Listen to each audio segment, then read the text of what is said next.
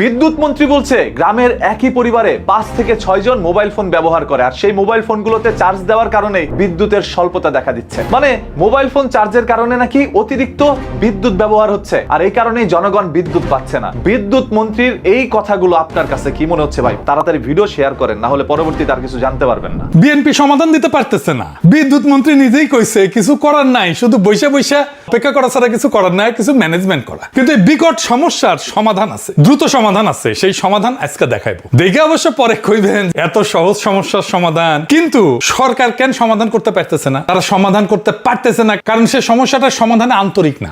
বিদ্যুৎ মন্ত্রী বাসায় তো লোডশেডিং হয় না। ইকবাল স্যার, ইকবাল স্যার, আমি আসলে আপনার সুনাম করতে চাই, বিশ্বাস করেন আপনার কোনো বদনাম আমি করতে চাই না। মানে কারেন্ট নাই, বুঝতেছেন, মানে ভিডিও বানাইতে পারতেছি না। এই যে নিজের ভিডিও বানাইতেছি নিজের চার্জ করা লাইট দিয়া, এটা কোনো কথা? ইকবাল স্যার কোন ফ্যান ঘুরে তো ঘুরে না, ঘুরবো কেমনে? আসসালামু আলাইকুম প্রিয় দর্শক, পুরো ভিডিওটি শেষ পর্যন্ত দেখার অনুরোধ থাকবে। খুবই গুরুত্বপূর্ণ একটা বিষয় নিয়ে আলোচনা করব। বিতর্ক যেন পিছু ছাড়ছে না বিদ্যুৎ মন্ত্রী আমাদের ইকবাল হাসান মাহমুদ টুকু সাহেবের। সাম্প্রতিক সময়ে তার বিভিন্ন বক্তব্যের কারণে, বিতর্কিত মন্তব্যের কারণে সমালোচিত হতে হচ্ছে তাকে। কখনো তিনি বলছেন যে গ্রামে লোডশেডিং নাই, গ্রামে বিদ্যুৎ পেতে বিঘ্ন ঘটছে, বৈদ্যুতিক তার লম্বা হওয়ার কারণে বিদ্যুৎ একবার গেলে আসতে লেট হয়। তার এই বক্তব্যের কারণে ব্যাপক সমালোচিত হয়েছেন তিনি। কখনো তিনি বলছেন যে আমাদের এখন দিন গোনা ছাড়া কোনো উপায় নেই, বিদ্যুতের পরিস্থিতি স্বাভাবিক হবে সেটা এখনও পর্যন্ত বলা যাচ্ছে না, শুধুমাত্র দিন গুনতে হবে, আমাদের অপেক্ষা করতে হবে। এটার কারণেও বিতর্কের মুখে পড়েছে। আবার কখনো তিনি বলেছেন যে গ্রামেও এখন একই পরিবারে 5 থেকে 6 জন মোবাইল ব্যবহার করে, ওই মোবাইলের ব্যাটারিগুলো অতিরিক্ত বিদ্যুৎ খরচ করায় বিদ্যুতের চাহিদা অস্বাভাবিকভাবে বেড়েছে। এই লজিক, এই যুক্তি তর্কের কারণে এখন ব্যাপক পরিমাণে সমালোচনা হচ্ছে। আজকে কি বলেছে বিদ্যুৎ মন্ত্রী ইকবাল হাসান মাহমুদ টুকু? কেন তার আজকের বক্তব্য নিয়েও আলোচনা সমালোচনার মুখে পড়তে হয়েছে, বিতর্কের মুখে পড়তে হয়েছে, সেটা আমরা দেখি, তারপরে কথা বলে আশা করি সঙ্গে থাকবেন পুরো ভিডিওটি জুড়ে আপনারা আমাদের প্রিয় দর্শক। বিদ্যুৎ মন্ত্রী বলছে গ্রামের একই পরিবারে 5 থেকে 6 জন মোবাইল ফোন ব্যবহার করে, আর সেই মোবাইল ফোনগুলোতে চার্জ দেওয়ার কারণে বিদ্যুতের স্বল্পতা দেখা দিচ্ছে। মানে মোবাইল ফোন চার্জের কারণে নাকি অতিরিক্ত বিদ্যুৎ ব্যবহার হচ্ছে, আর এই কারণেই জনগণ বিদ্যুৎ পাচ্ছে না। বিদ্যুৎ মন্ত্রীর এই কথাগুলো আপনার কাছে কি মনে হচ্ছে ভাই? তাড়াতাড়ি ভিডিও শেয়ার করেন, না হলে পরবর্তীতে আর কিছু জানতে পারবেন না। বিদ্যুৎ মন্ত্রী বলছে মোবাইল ফোন চার্জ দিলে বিদ্যুৎ চলে যায়। অন্যদিকে অবৈধ অটোরিকশাগুলো মহাসড়কের মধ্যে চলাচল করছে, অবৈধ অটোরিকশাগুলো খাম্বা থেকে অবৈধভাবে বিদ্যুৎ সংযোগ নিয়ে ব্যাটারিগুলো চার্জ দিচ্ছে, সেটাও আবার মহাসড়কের পাশে। সেটা নিয়ে বিদ্যুৎ মন্ত্রী কিছু না বললো, সামান্য একটি মোবাইল ফোন চার্জ হতে আর কতটুকু বিদ্যুৎ ক্ষয় হয় সেটা নিয়ে বিদ্যুৎ মন্ত্রী বলছে মোবাইল ফোন চার্জের কারণে বিদ্যুৎ নাকি স্বল্পতা দেখা দিচ্ছে। যেই বিদ্যুৎ মন্ত্রী এই ধরনের কথাগুলো বলছে, সেই বিদ্যুৎ মন্ত্রী নিশ্চয়ই আইফোন বা স্যামসাং চালায়, সেই দামি ফোন তো আরো বেশি বিদ্যুৎ খায়। সেই বিদ্যুৎ মন্ত্রীর বাসায় অবশ্যই দামি দামি এসি রয়েছে, যে এসি গুলো বিদ্যুৎ অপচয় করছে। সেই একটি এসি বন্ধ করলে গ্রামের 100টি পরিবার মোবাইল ফোন চার্জ দিতে পারবে। আই হোপ এমপি মন্ত্রীর বাসা থেকে এসি এবং ইলেকট্রিক চুলো, ইলেকট্রিক দামি দামি ফ্রিজ, এই সব কিছু বন্ধ করে দিলেই জনগণ বিদ্যুৎ পাবে। এটা মন্ত্রীর কথা শুনলে বোঝা যায়। আমি জানি এখন আবার মন্ত্রীর বিরুদ্ধে কথা বলার কারণে অনেকেই হয়তো আমাকে নিয়ে বাজে মন্তব্য করবেন, জীবনের ঝুঁকিও থাকতে পারে, কিন্তু আমি এইটাও আবার আশাবাদী, বাংলাদেশের সরকার মাননীয় প্রধানমন্ত্রী জনাব তারেক রহমান থাকাকালীন অবস্থায় কারো বাক স্বাধীনতাকে রোধ করতে পারবে না। তিনি যখন প্রায় 18টি বছর লন্ডনের মাটিতে পাড়ি জমিয়েছিল, তখন ইন্টারনেটের মধ্যে বেশ কিছু সময় তার কাটাতে হয়েছে। ইন্টারনেটের মধ্যে বাংলাদেশটাকে তিনি দেখতেন কিভাবে বাংলাদেশের মানুষ দুর্ভোগে পড়েছিল, এবং এক পর্যায়ে যখন এই দেশের জনগণের দেয়ালে পিঠ থেকে যায়, তখন তিনিও জনগণকে সমর্থন করেন এক দফার দাবি জানাতে। সেই রকম একজন মানুষের কাছে আমরা এটা আশা করতেই পারি, সেই কারো বাক রোধ করবেন, সে সবার বাক স্বাধীনতা ফিরিয়ে দিবে। আজ বাংলাদেশের প্রতিটি গ্রামের মধ্যে বিদ্যুতের সংকট দেখা দিচ্ছে। বাংলাদেশের রাজধানী ঢাকাকে বলা হয়, আর সেই ঢাকার মধ্যে বিদ্যুতের সংকট। কখনো কখনো হঠাৎ করে বিদ্যুৎ চলে যাচ্ছে, 1 ঘন্টা 2 ঘন্টা পর বিদ্যুৎ আসছে। ক্রমাগতই এই বিদ্যুৎ যাওয়ার কারণে ফ্রিল্যান্সিং জগতে এক বিশাল ধরনের আঘাত হানছে গার্মেন্টস এর মধ্যে, আঘাত হানছে প্রত্যেকটি ব্যবসা প্রতিষ্ঠানের মধ্যে। এটা পুরো বাংলাদেশের আয়ের উৎসে সব থেকে বড় ঘাটতি হতে পারে এই বিদ্যুৎ সংকট। আমরা যখন দেখি আমাদের চারপাশে সংকট দেখা দিচ্ছে, তখন সরকারের কাছে আবেদন জানাই যাতে করে এই দুর্ভোগ থেকে মুক্তি পায়। কিন্তু তখন ওই সরকারের চেয়ারে বসে থাকায় বিদ্যুৎ মন্ত্রী যখন আবার এই ধরনের কথা বলে, মানে জ্বালানি মন্ত্রী যখন বলে মোবাইল ফোন চার্জ দেওয়ার ফলে বিদ্যুতের অপচয় হচ্ছে, বিদ্যুৎ ঘাটতি দেখা দিচ্ছে, এখন কি মানুষ মোবাইল ফোন চালাবে না? তাহলে মোবাইল ফোন সবাই বন্ধ করে রাখেন। এই মোবাইল ফোনের মাধ্যমে কিন্তু একটি স্মার্ট বাংলাদেশ মানুষ পেয়েছে। আপনি যতই বলেন না কেন মোবাইল ফোন তার বন্ধ করতে পারবেন না। আপনার দরকার ছিল এমন কথা বলা যে এই কারণে আমরা বিদ্যুৎ গুলো পাচ্ছি না, খুব দ্রুতই আমরা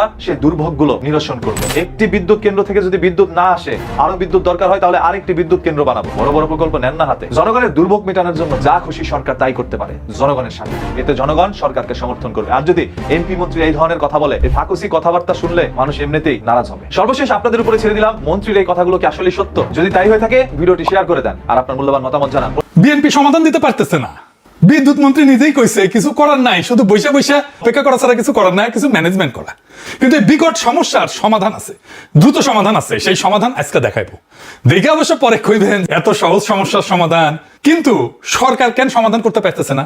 তারা সমাধান করতে পারতেছে না কারণ সে সমস্যাটার সমাধানে আন্তরিক না।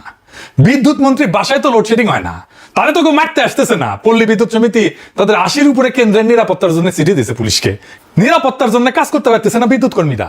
এই সরকার যে বুঝে না সমস্যাটা, এটা একটু দেখাই দিই, আসেন দেখাই দিই। দেখেন মন্ত্রী কয় গ্রামে লোডশেডিং নাই, কেন বিদ্যুৎ থাকে না? তার জবাব হইতেছে লাইনগুলো লম্বা, কোথাও ফল্ট হলে খুঁজে বের করতে সময় লাগে। শুনেন, তার নিজের মুখে শুনেন। গ্রামে লোডশেডিং নাই, যেটা হয় আমাদের পল্লী বিদ্যুতের লাইনগুলো অনেক লম্বা লম্বা, কোথাও যদি ফল্ট হয়ে যায় বিদ্যুৎ ট্রিপ করলে ওই ফল্ট লোকেট করতে তার টাইম লাগে, সেই জন্য বিদ্যুৎটা আসে না, আবার লাইন ঠিক হয়ে গেলে বিদ্যুৎ চলে আসে।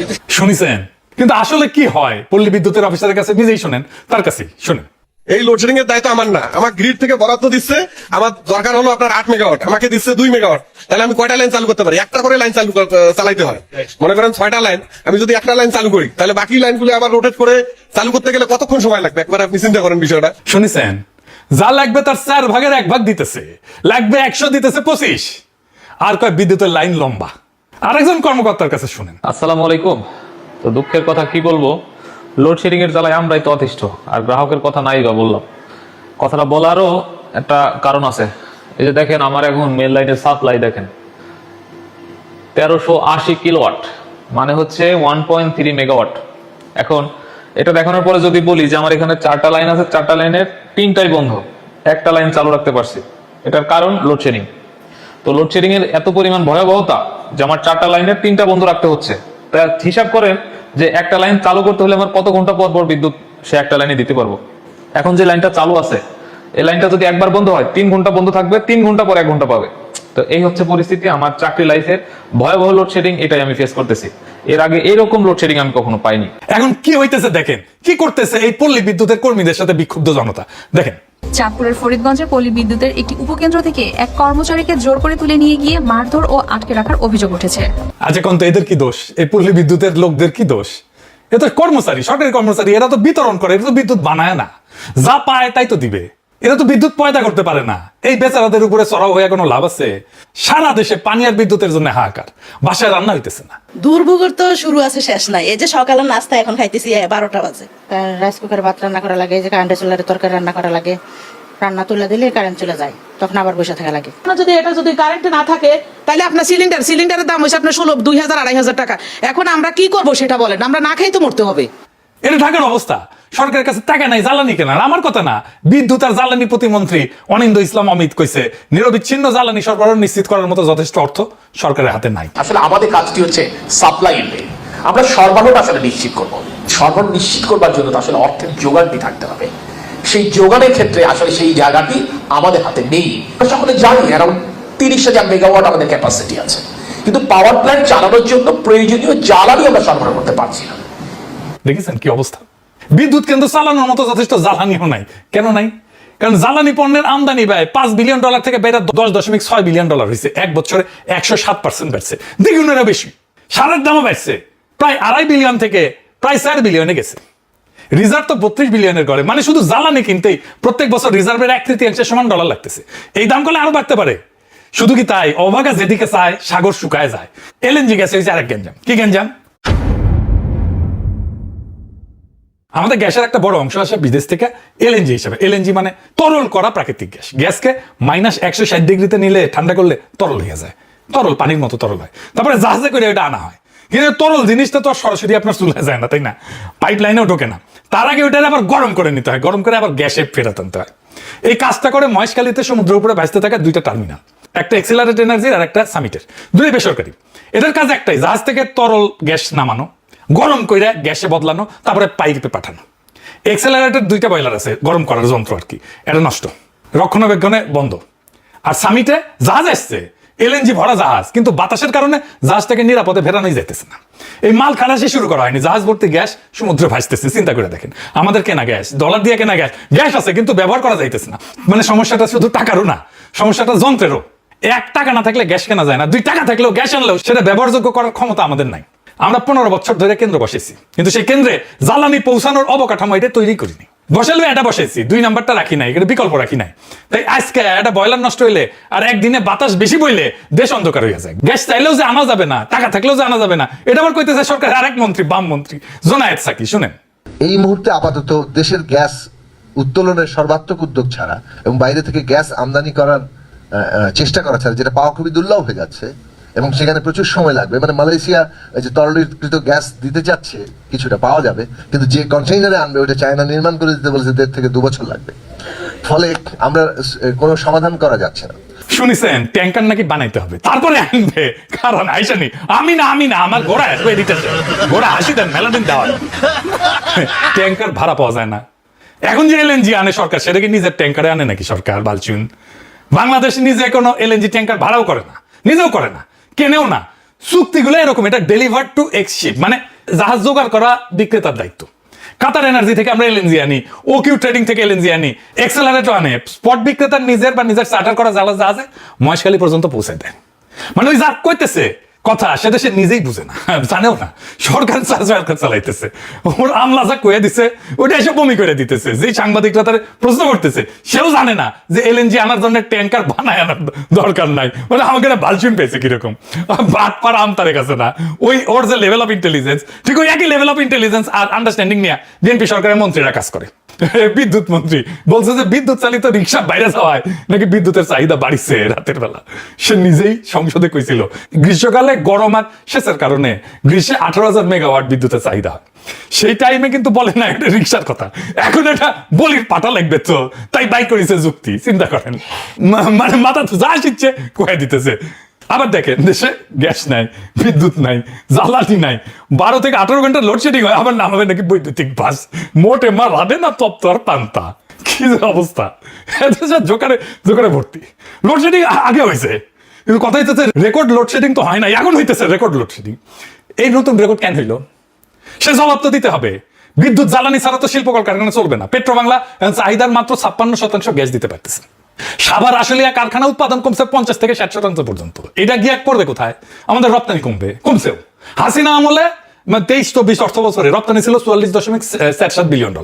পরের বছর ইউনূস সরকারের আমলে সেটা বেড়ে দাঁড়িয়েছিল $48.28 বিলিয়ন, মানে 8.5% প্রবৃদ্ধি হয়েছিল। মানে হাসিনা পরের বছর তো রপ্তানি বেড়ছে, ভালোই বেড়ছে। এই বছরে লক্ষ্য ঠিক করা হয়েছিল $55 বিলিয়ন, 16% বেশি রপ্তানি করবে। খাইশ কত, আর হয়েছে কত? 48 বিলিয়ন। ইউনূসের আমলের চাইতেও কম। লক্ষ্যমাত্রা যাইতে $7 বিলিয়ন কম। তো $7 বিলিয়ন করতে আসবে, আগস্ট থেকে পয়সা হবে। এই ঘাটতিটা পড়বে কোথায়? পড়বে বাজারে। পড়িছেও তাই, জিনিসপত্রের দাম আকাশ ছুঁইছে, আপনারা এত বাড়তেছে না, বাড়ছে ক্রেতারা হাসপাস করিচ্ছে। দেখেন, কালকা বাসা থেকে আমার বলছে 1 গুড়া চিনি গুঁড়া চাউল নিতে, চাষি চিনি গুঁড়া চাউল কিনতে গিয়ে চাই 230 টাকা। এগুলো কোথায় গেলি? পেঁয়াজ নিয়েছি 2 দিন আগে নিয়েছি 35 টাকা, কালকে চাইতে 70 টাকা। এরপর কাঁচা বাজার কি অবস্থা, 100-150 টাকা দিতে কোনো দরকারই নাই। আমরা কোন দেশে আসি? আমার মতো লোকে বাজারে এলে আমি 1000 টাকা বাজার প্রতিদিন করতে পারবো? গ্যাসের দাম বাড়তি, তেলের দাম বাড়তি, বিদ্যুতের দাম বাড়তি, ঘর ভাড়া বাড়তি, আপনি রিক্সাতে দেবেন রিক্সা ভাড়া বাড়তি। এটা কোন রাষ্ট্রে বসবাস করি? সিন্ডিকেট সব জায়গায় সিন্ডিকেট। কাঁচামরিচের কেজি হচ্ছে 300 টাকা, ধনিয়া পাতা 300 টাকা, 80 টাকার ফুলকপি হচ্ছে 120 টাকা। কিভাবে কিনবো অল্প অল্প নিচ্ছি আর কি। সবকিছুর দাম বেড়ে গেছে হঠাৎ করে। এই অগাস্ট মাসে কয়েকদিন আগে ঢাকার বাজারে যুগান্তর প্রতিবেদন করছে, ডিম 150 থেকে 155 টাকা ছিল ডজনে, এক সপ্তাহে বাড়ছে 10 থেকে 15 টাকা ডজনে। ব্রয়লার মুরগি 200 টাকা কেজি থেকে 200 টাকা কেজি ছিল, সপ্তাহে বাড়ছে 10 টাকা। মাছে কেজিতে 20 থেকে 30 টাকা বাড়িছে এক সপ্তাহে। নিম্নবিত্ত পরিবারগুলো হাঁসমাস খাইতেছে, প্রত্যেকদিন খাদ্য তালিকা থেকে একটার পর একটা জিনিস বাদ দিতে বাধ্য হচ্ছে। কেউ সঞ্চয় ভাঙতেছে, কেউ ধার করে সংসার চালাইতেছে। ভয়াবহ অবস্থা, আপনারা নিজেরাই জানেন, আমার আর বলার দরকার নেই। রিজভি ভাই গত বছর জানুয়ারিতে কইছিল দ্রব্যমূল্য নিয়ন্ত্রণে অন্তর্বর্তীকালীন সরকার নাকি ব্যর্থ। 5 মাস হয়নি কিন্তু তখন ইউনূস সরকারের। তাই নির্বাচন লাগবে। বিএনপি প্রেসিডেন্ট কইছিল বর্তমান সংকটের একমাত্র সমাধান নাকি নির্বাচন। তো নির্বাচন তো হয়েছে, সংকট কেন যায় না? এখন ক্যারাটা নির্বাচন লাগবে সংকট কাটাইতে হইলে, এই বিদ্যুৎ সংকটের সমাধানের জন্য ক্যারাটা নির্বাচন লাগবে। নির্বাচন করে তো হ্যাঁ প্রেসিডেন্ট হয়েছে, অনেকে এমপি মন্ত্রী হয়েছে, সাধারণ মানুষের কি হয়েছে? যে তিমিরে ছিল সে তিমিরেই আছে, আরো দুর্ভোগ বাড়িছে। এখন তো ইউনূস সরকারের আমলের চাইতে দাম বেশি জিনিসপত্রের। সেই জন্যই অর্থমন্ত্রী আগে কয়ে দিছে দ্রব্যমূল্য বাড়বে, এপ্রিলে কইছে। দেখেন চালাক আছে খোলে। হাসিনার অজুহাত ছিল ইউক্রেনের যুদ্ধ, বিএনপি সরকার অজুহাত হয়েছে ইরানের যুদ্ধ। তো এটা দায়ী কে? এটা তো একজন দায়ী আছে, তাই না? আসেন সেটা যদি দেখে নি। সহজ উত্তর, হাসিনার আমলের লুটপাট। কিন্তু এই লুটপাট বললে মানুষ ভাবে টাকা চুরি হয়েছে। টাকা চুরির চাইতে ভয়ঙ্কর জিনিস হয়েছে। ওরা একটা ব্যবস্থা বানাইছিল যেখানে বিদ্যুৎ কেন্দ্র বানানো লাভজনক ছিল, কিন্তু বিদ্যুৎ দেয়া কারো দায়ী ছিল না, দায়িত্বই ছিল না। কেন্দ্র চলুক বা না চলুক ক্যাপাসিটি চার্জ যাবে ডলারে, আদালতে প্রশ্ন তোলা যাবে না, দায় মুক্তি আইন আছে, টেন্ডার লাগবে না, দরপত্র লাগবে না, ওরা ওরাই ঠিক করবে দাম কত, আমরা আর মামুরা বসে। আর ওই কেন্দ্র বানানোর টাকা ওইটা আবার ব্যাংক থেকে লোন নেবে, 1.5 লাখ কোটি টাকা লোন নিছে, সেটা আর ফেরত যায় নাই। শীর্ষ 20 জন ঋণ খেলাপির তালিকায় এই বিদ্যুৎ কেন্দ্রের মালিকের নামও আছে 2টা। মানে এক হাতে রাষ্ট্রের কাছ থেকে ভাড়া, আর এক হাতে ব্যাংক থেকে ঋণ, কোনোটাই ফেরত দেওয়া লাগে না। এটা চুরি না, চুরি হইলে তো টাকাটা যাইতো কোথাও না কোথাও, ব্যবস্থাটা থাকতো। এইখানে ব্যবস্থাটাই বানানো হয়েছিল টাকা যাওয়ার জন্য, রাস্তা। বিদ্যুৎ আসাটা ছিল বাই প্রোডাক্ট। বিএনপি সেই চুক্তিগুলো বাতিল করে নাই, আমরা কইছিলাম বাতিল করার জন্য, শুনে নাই। অথচ এই বিএনপি সরকারের আগের টার্মে এই বিদ্যুৎ আর পানি নিয়ে তুল কালাম হয়েছিল। পানি আর বিদ্যুৎ নিয়ে বিক্ষোভে বিএনপি গত টার্মে ডেমরায় বিএনপির এমপি ছিল সালাউদ্দিনকে জনতা ধাওয়া দিছিল, কঠিন ধাওয়া দিছিল। শিলং সালাউদ্দিন না, আরেক সালাউদ্দিন ডেমরার এমপি ছিল। সালাউদ্দিন দৌড়ে পালায়, তারপর নাম হয় তার দৌড় সালাউদ্দিন। দেখেন সেই সময়কার পত্রিকার নিউজগুলো দেখেন, এদিকে সে দৌড়ের ছবিটা দেন। ভিডিওটা খুঁজলাম মেলা পাই নাই, ভিডিওটা পেলে দিয়েন তো, ওইটা দরকার আছে এখন। আর এইটুকু ভাই তখন বিদ্যুৎ মন্ত্রী ছিল, আর খালেদা জিয়া সরকার তারা অপসারণ করেছিল মন্ত্রণালয় থেকে। কানসাটা ড্যামরা এই সাথে একই সাথে গণবিস্ফোরণ হয়েছিল, গুলি চালাইছিল কানসাটে বিএনপি সরকার, মানুষ মারাও গেছিল।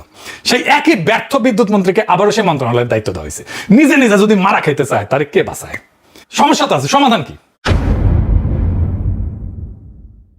হাসিনার উপরে দায় চাপানো দেওয়া সহজ, ইরান যুদ্ধের উপরে দায় চাপানো সহজ, ব্যাটারি চালিত রিক্সার উপরে দায় চাপানো সহজ, জোকারের মতো উল্টাপাল্টা যুক্তি দেওয়া সহজ। কঠিন হইল সমাধান বাই করা।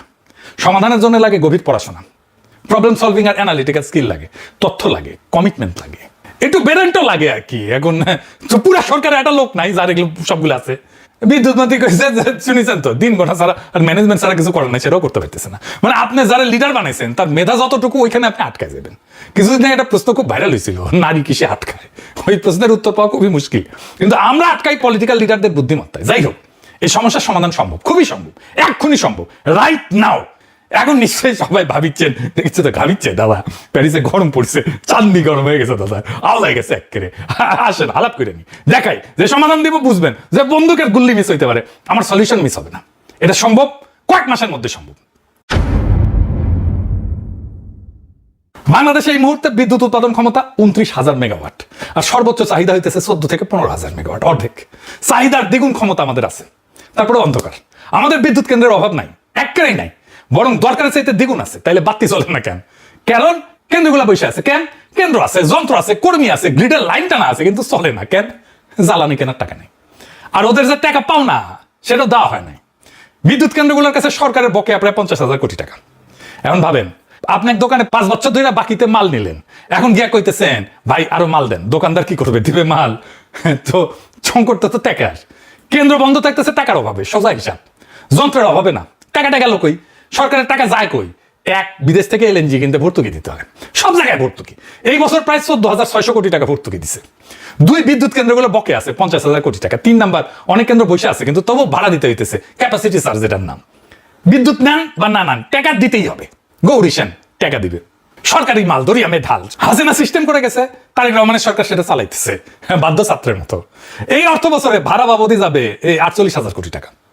একটা উদাহরণ দিই, আপনি 10টা সিএনজি মাসিক চুক্তিতে ভাড়া নিছেন, আপনার লাগে 3টা, বাকি 7টা গ্যারেজে বসে আছে, কিন্তু ভাড়া দিতে হইতেছে 10টারই। আর এখন আপনার হাতে তেল কেনারও টাকা নাই, তাই ওই 3টা আওয়াজ যেটা চলতেছিল সে 3টা আওয়াজ চলে না। এটাই বাংলাদেশের বিদ্যুৎ খাত। তাইলে ঘটনাটা কি দাঁড়ালো? সরকার বিদ্যুৎ কিনতেছে বেশি দামে, বেচতেছে কম দামে। যত বেশি বিদ্যুৎ তত বেশি লোকসান। মানে সরকারের জন্য বিদ্যুৎ দেওয়াটাই একটা শাস্তি, যত দিবে তত মরবে। এই অবস্থায় নতুন কিছু করার সামর্থ্য থাকে সরকারের, থাকে না। বেসরকারি বিনিয়োগ আসতে পারে, কিন্তু বেসরকারি বিনিয়োগ কেন আসে না? কারণ এর নিয়ম আছে যে বেসরকারি বিদ্যুৎ কেউ বানাইলে সেটা কেবল সরকারের কাছে বেচতে পারবেন। আর না এটা দোকান দিলেন, আইন বলতেছে আপনি শুধু একজন খদ্দেরের কাছে বেচতে পারবেন। আর সেই খদ্দের অবস্থা কি, তার হাতে হারিকেন দোষা, তার হাতে টাকা নাই, 50,000 কোটি টাকার বাকি শোধ করে নাই, আপনি ওই দোকানের মাল তুলবেন, বেচবেন না তো। চাহিদা থাকলে বিনিয়োগ আসে, এটাই স্বাভাবিক নিয়ম। আমাদের বিদ্যুতের চাহিদা আসে, এখানে বিনিয়োগ আসার কথা, কিন্তু বিনিয়োগ আসতেছে না। বিনিয়োগ শুধু চাহিদা দেখে আসে না, বিনিয়োগ আসে সব খদ্দের দেখাও। চাহিদা আকাশ ছোঁয়া কিন্তু খদ্দের দেউলিয়া, তাহলে বিনিয়োগ আসবে। এই দুটোই একসাথে থাকলে বাজার হয় না তো। তাহলে সমাধান কি? সমাধান খুব সিম্পল, খদ্দের জায়গা থেকে সরকারকে সরায় দেন, হাঁটায় দেন, একেবারে পাতায় লাতি দিয়া সরায় দেন, সরাসরি ভোক্তাকে বসান খদ্দের জায়গায়। আমি আপনি তো বিদ্যুতের বিল দিই, বকে এত রাখি না। আমি আপনি ক্রেতা হইলে বিনিয়োগ আসবে, খদ্দের বদলান, সমাধান নতুন বিদ্যুৎ কেন্দ্র না, খদ্দের বদলানো, তাহলে সব সমস্যার সমাধান হয়ে যাবে। সরকারকে খদ্দের আসন থেকে সরায় দেন, ভোক্তা সরাসরি বিদ্যুৎ কিনবে বেসরকারি বিক্রেতার কাছ থেকে, উৎপাদকের কাছ থেকে। সরকার শুধু নিজের তার আর লাইনে ভাড়া নেবে। সরকার তখন ব্যবসায়ী না, সরকার তখন রাস্তার মালিক, টোল নেবে, গাড়ি চালাবে না। এই জন্য একটা নতুন কেন্দ্র বসানো লাগবে না। দেশে 7 থেকে 9,000 মেগাওয়াট কেন্দ্র বসে আছে। ইকবাল স্যার, ইকবাল স্যার, আমি আসলে আপনার সুনাম করতে চাই, বিশ্বাস করেন আপনার কোনো বদনাম আমি করতে চাই না। মানে কারেন্ট নাই, বুঝতেছেন, মানে ভিডিও বানাইতে পারতেছি না। এই যে নিজের ভিডিও বানাইতেছি নিজের চার্জ করা লাইট দিয়া, এটা কোনো কথা ইকবাল স্যার? কোন ফ্যান ঘুরে তো ঘুরে না, ঘুরবো কেমনে? আইপিএস ও বন্ধ হয়ে গেছে টুপুস কইরা। ইকবাল স্যার, ঢাকার অবস্থা তো তাও ভালো, বিশ্বাস করেন। আপনি গ্রামে গিয়ে দেখেন, গ্রামের মানুষটি শেষ, গরমে শেষ। ওই যে 2 দিন আগে 2টা পোলায় গরমের জন্য ট্রেনের মধ্যে গিয়া শুয়ে ছিল, দুনিয়ার বুক থেকে গেছে গা ট্রেনের মধ্যে কাটা পইরা। ইকবাল স্যার, সব সহ্য করণ যাইতাছে, গরম সহ্য করণ যাইতাছে না ইকবাল স্যার, ভিডিও বানাইতে পারতাছি না। মানে সুন্দর করে যে আপনার নামে প্রশংসা করে ধরেন বিএনপি আসছে, বিএনপির নামে প্রশংসা করে আপনাকে একটু মাখান মেরা যে ভিডিও বানাবো, এটাও পারতাছি না। তার মধ্যে আপনারা আবার কইতাছেন মিছা কথা যে কোনো লোডশেডিং এর প্রবলেম নাই, গ্রামে লোডশেডিং এর প্রবলেম এই জন্য হইতেছে কারণ তারগুলো অনেক বড় বড়। তারপরে আবার বলতেছেন ভালো কথা, লোডশেডিং হইতেছে, এটা তো একটা ভালো জিনিস, লোডশেডিং এর মাধ্যমে পারিবারিক বন্ধনগুলো বাড়তেছে। আবার আপনারা বলতেছেন লোডশেডিং এটা তো একটা খুবই ভালো জিনিস, লোডশেডিং এর কারণে রাতের বেলা মানুষ একসাথে বসে বসে সুন্দর করে তাড়াতাড়ি করে ডিনার করে ফেলতেছে, তাও একসাথে।